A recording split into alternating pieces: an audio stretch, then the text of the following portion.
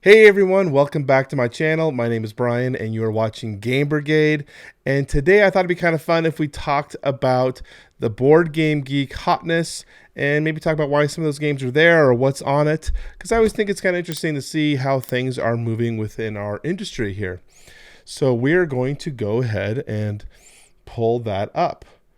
While we are doing that, I also want to say thank you to all of our recent subscribers to the community. Thank you, everyone who's joined. It really does mean a lot to have people join. So with that, we have the first game on the hotness. And this is, I'm going to be going from 1 to 10, so it's going to be less exciting. But the first game is Ark Nova. And I've been seeing this all over like Facebook pages and whatnot, people talking about this game. Super excited. I would say Ark Nova, the best way to describe it from what I have seen is kind of like Terraforming Mars. It's going to be a card drafting tableau building game where you're going to be building a zoo for different types of animal species. And all of these animals have different types of abilities, and then they can combine together. So you're going to be drafting and playing these animals, but you also have to have your section here. I don't know if you can see that. That kind of like, you have to have specific pens that are big enough for certain animals, and you're also going to be trying to go up another board of different types of conservation tracks. So there's going to be a lot of moving parts. And from what I saw, it looked very akin to how I saw Terraforming Mars, which is great. I think there's the theme looks cool. I like a lot of the aspects of it, so I'm super stoked about this one. Digging into availability, it doesn't look like it's available. Looks like they're getting ready for the second printing right now. So for US people, it looks like March 2022 for the second printing, but that's Ark Nova. The next game on the hotness, which I thought was interesting to see this at number 2, was Total War Rome, the board game. And I am a big Total War player. I think I've almost played all of them. I don't want to say all of them because there's a few that I haven't, but I started with Shogun back in like 2000 all the way to Warhammer 3, which is coming out very soon. I am a Total War fanboy. And so this game was actually probably, I am the target audience for this type of game. It's a war game. I like Rome in general as a theme, and everything was supposed to be pretty peachy. But when I dug through this, and I really thought about doing a should you back or a breakdown of the campaign, PSC Games is running this campaign, in my opinion, really bad. I'm not impressed with their campaign. I think this might be their first crowdfunding campaign. I'm not positive. I know PSC Games does well with their retail releases, but the way that I'm seeing the way they're handling this and the way they're outlining their campaign, I just think it's been really, really poorly run. For example, this is update number 13, where they're talking about their VAT changes and whatnot. And some of the things they talked about were, one, they were going to be including VAT, which was good. I think originally they were charging just standard VAT to everyone. Didn't matter where you were at. And then people are like, hey, you know, VAT's different percentages, like not different percentages. I think they were charging I don't want to get the details because I don't know all of it, but I do know they changed the VAT, which is great. But then they also did a flat 9%. As US backers, we're going to be charging a blanket 9% sales tax as well, which is just totally wrong. You're international. I doubt you even have Nexus in the United States to even charge sales tax as it is, but 9% is higher than almost any state tax that I know, let alone, I mean, it's probably including closer to a city tax, but I doubt they're even paying that tax at all. So this just seems like it's just a 9% surcharge for no reason. And so when I see stuff like this, you're immediately off my list, and I will not be backing your campaign, regardless if this game is something that I want. It's already done. And there's an additional conversations regarding inflation and backing games in foreign currencies such as pound or euro. I'm probably going to save that for an additional video because I think it's important to talk about. But that's not based on their campaign. I think the way they're running their campaign, I think they're running the campaign just awful. They just redid as well the stretch goals because their initial stretch goals were really poorly run and not exciting. So they had to revamp and re-release all of their stretch goals and redo it. And so it just shows when you get to that level, when you're having this many blunders, I think it's best to cancel the project, take a step back, maybe hire a marketing consultant that has done crowdfunding and say, okay, what did we miss?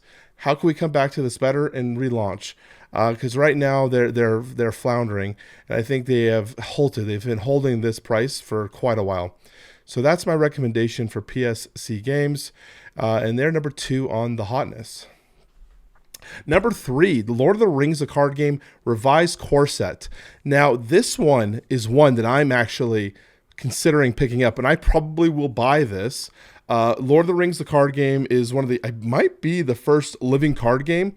Fantasy Flight Games releases these living card games where, excuse me, where the game, instead of a game like Magic the Gathering, where you buy a booster pack and you're getting in a random set of cards from a specific set, in a living card game, you know exactly what you're going to be getting from the pack. So you can actually augment your collection, get things that you specifically want, and it makes it enjoyable. And then they have these usually monthly releases of new content, but it allows a steady stream of additional content. This is a cooperative game, which has been great because other living card games that Fantasy Flight has done have also been competitive, and I have found myself more enjoying the cooperative versions like Marvel Champions. So if you are interested in that, that's what this is. And basically the revised core set is they wanted to, this game I think came out in like 2012, the original one. They wanted to make it more easier for people to get into who are new to this card game.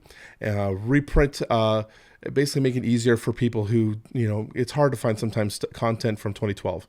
Of course, we have all these Spanish box arts right here. But that's basically the idea of what this revised core set. And there has been some minor changes from what I've seen. Down here in the forum section, it looks like the intention behind the revised, from what I was reading here, is that they have changed some of the core aspects of the core box, as well as just making it easier and more accessible for people to get into the system. And I'm down. I'm fully down with that. So Lord of the Rings, the card game, the revised core set. Next on the list, we have Legacy of You by Sem Phillips by Garfield Games. This one is actually, I believe, going to be a Kickstarter mid to late 2022. But this is going to be a solo game. And I think a lot of people are super hyped on that one. This is why it's up here in the PGG top hotness. Because of the fact it's a solo game, I think so many people are really hyped up on solo games. Plus, Garfield Games and Sem Phillips have been fairly consistent with their releases. So that is probably, in my opinion, why this is so high. And I believe his brother, someone was mentioning their brother had done the art for this. Also, he did the art for Hadrian's Wall, I believe. But don't quote me on that. I'm not 100% certain on all of that. But I don't mind the art. I think it looks pretty sweet. I like the classical look here. I think it's pretty cool. But solo game. Are you into purely 100% solo player, one player completely? That's the question. So this will be coming to Kickstarter. They said they were trying to get this released in 2022. I doubt that. Most likely looking at like a March 2023 release date if they go to Kickstarter, if that's the plan. There's not a ton of information down here, so we'll go with that. Next on the hotness is the Lost Ruins of Arnak. What was I going to say? Arnak. And I would say that this one keeps finding itself on the hotness just because it's been one of the biggest hits from 2020, still carrying through 2021 and now into 2022. And with the new release of the Expedition Leaders expansion, I think it's just kind of rolling with the continued hype train. We're currently seeing Lost Ruins of Arnak at 33, which is surprising because the next game I actually see less talk about, but it shows higher on the overall rank. I have actually not played Lost Ruins of Arnak, but a lot of people love it. They say it's a deck building game, but not enough deck building. I really probably should play it at some point. I don't know why I've been holding off, but the Lost Expedition Leaders here really is supposed to, jazz up the game quite a bit. But that's why this one's holding up still for a long time in the hotness list because of the expansion. Same thing with the next game we'll be talking about. which is Dune Imperium. This one's coming in at overall 18, which is surprising me because I think more people like Arnak than Dune.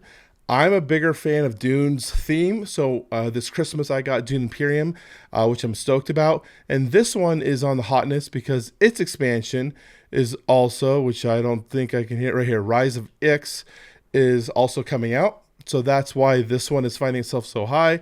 And according to this, we're looking at like Rise of Ix will finally be hitting distribution this week. So excited about that because I've been waiting for that expansion so that I could add it to my collection. So Dune Imperium on the hotness. So Spirit Island found itself on the hot list, and I thought this was kind of interesting because it's been a game since 2017. It's been out forever. It's overall 11. It's a very consistent game in terms of goodness, but why is it on the hotness? I think the biggest reason I can find is they just recently had a sale of some of the promo cards, which has kind of caused more people to come back to the page here. But overall, Spirit Island's a pretty solid game. It's a good cooperative game where you're going to be playing against the island invaders, where each player is going to be playing as a different spirit. I have found it very difficult. I've never won this game. In fact, I personally I'm not a big fan of Spirit Island, but it might be because I haven't had a very good play experience with it. You can see the weight is fairly heavy. When I played it with people, they were probably, I would say, medium to lightweight players, and so it wasn't as enjoyable as I think it could have been, especially with how high this game is rated overall. But Spirit Island, the consistent good game, just recently had some promos at the shop, so I'm assuming that's why this is sitting up here on the hotness list. Bitoku from 2021. This was another big hot game. This one is the most Euro-looking game I've seen in a long time. This looks like a hot mess of a bunch of different actions and board placements. And I hear that's actually the number one complaint about this game is that it is very daunting for players when they're getting into it because look at this. This is a pretty sweet little art. I wonder if he took these photos. Pretty good job. Anyways, that it's a very daunting Euro game. But more than often, I'm seeing people saying that it gives you the impression that's going to be a heavy Euro akin to like Lasarda games, but it's actually more lightweight than that. And people say, you know, if you can get through the initial impression, that you're going to enjoy it a lot. So this came out in 2021, probably one of the top games of 2021. I have not played it, but I'm also not the biggest Euro fan, so that's why I haven't dived into this. I'll play Euros. They're just not the ones that I'm going to reach for the board, reach for first. I enjoy more, war games or thematic feeling games over anything. So that's it, Bitoku. Undaunted Stalingrad. So this one is going to be a new release. There's not a lot of information on it, but Undaunted was a system. The original one was, I believe, Normandy, where players are going to be playing two players against each other. It could be 1 to 2, best of 2 though, where one player plays as the Nazis, another player plays as the Allies, and you're basically doing a little war game on some tiles using a deck that you've kind of managed and built. So it's an interesting game, but Undaunted is supposed to be a full big box legacy, non-destructive legacy, which is really interesting because Undaunted, the original one, looks pretty good. I've never played it, but it looks good. But so having a legacy one where the way that each battle unfolds will determine the course of the war, and the fact that it's resettable so you could even go through it again if you wanted to, maybe experience other aspects of the war, could be a good little selling point. So that's Undaunted Stalingrad. And the last one on the hotness, and man, look at this, 5.1, just getting beat down all over the place, Marvel Zombies. And I'll admit, I was super hyped for Marvel Zombies. I was like top of the bar. But when the campaign came out, I think Simon really bit themselves. And I thought about making a video about like, this is a case study of how not to run a campaign, how to take people's expectations and just flounder it. And I think they've done that successfully. They still have some more releases that they're going to be doing for more expansion content. So we'll see if maybe they can re-legitimize the campaign and get it going. But for the most part, it's been really stagnant since they've kind of released. So that's Marvel Zombies. Probably a lot of people just complaining, talking about this game, awful ratings coming around. You probably got people rating 1s and 10s. Yeah, both sides here. Just going either 10, I love this game, haters going to hate, and other people just, saying how much they hate Simon and whatnot. So that's unfortunate. So that's why these rating systems are never good, especially for Kickstarter games. But that's that. Well, what did you guys think of the hotness? Anything surprising you guys showing up on the hotness? Let me know in the comment section down below. I'm definitely going to be looking for that Lord of the Rings game. I think it's one that could be a pretty good fit in my collection, especially for the fact that I like Lord of the Rings and I like Marvel Champions. I think they could probably be very similar, so I'm going to be looking for that.